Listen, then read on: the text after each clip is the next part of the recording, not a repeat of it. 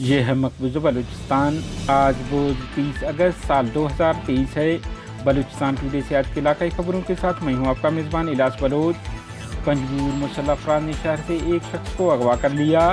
اسلام آباد آصف اور رشید بلوچ کی جبری گمشدگی کو 5 سال مکمل ہونے پر لواحقین کی جانب سے اسلام آباد میں احتجاجی ریلی نکالی گئی، جبکہ 3 روزہ علامتی کیمپ لگایا گیا۔ کلات اور پنجگور حملوں کی ذمہ داری قبول کرتے ہیں BLA۔ سرفراز بنگلزئی عرف مرید کا بیان انتہائی غیر ذمہ دارانہ ہے۔ اس کے لگائے گئے تمام الزامات حقائق کے برعکس ہیں۔ BLF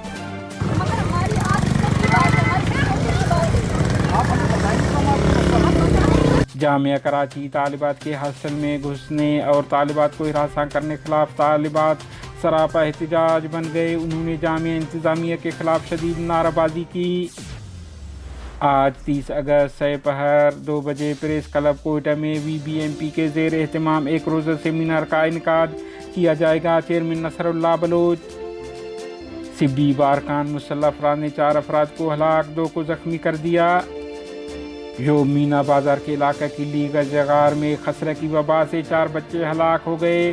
وبا مزید پھیلنے کا خدشہ۔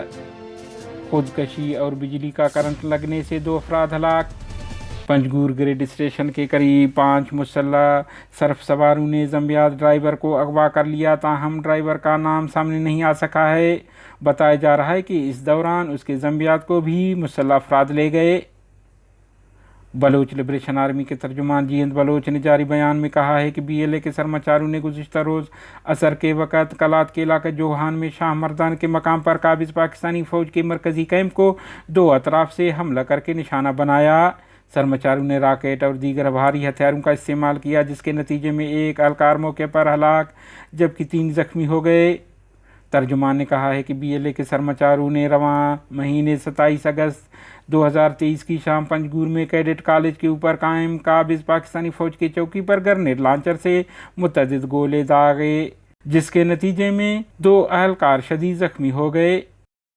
بلوچستان لبریشن فرنٹ BLF کے ترجمان میجر گوہرام بلوچ نے جاری بیان میں کہا ہے کہ دلاور ولد واحد بخش کے قتل کو لے کر سرفراز بنگلزئی کا BLF کے خلاف بیان انتہائی غیر ذمہ دارانہ حرکت ہے۔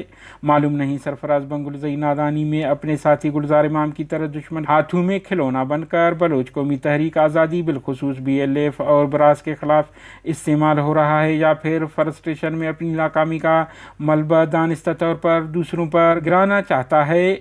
انہوں نے کہا ہے کہ BN اتحادیوں کے سازش سے نہیں بلکہ اپنی قیادت کی کوتاہ بینی اور بچگانہ حرکتوں کی باعث 2 سال کے اندر اندر اپنے انجام کو پہنچا۔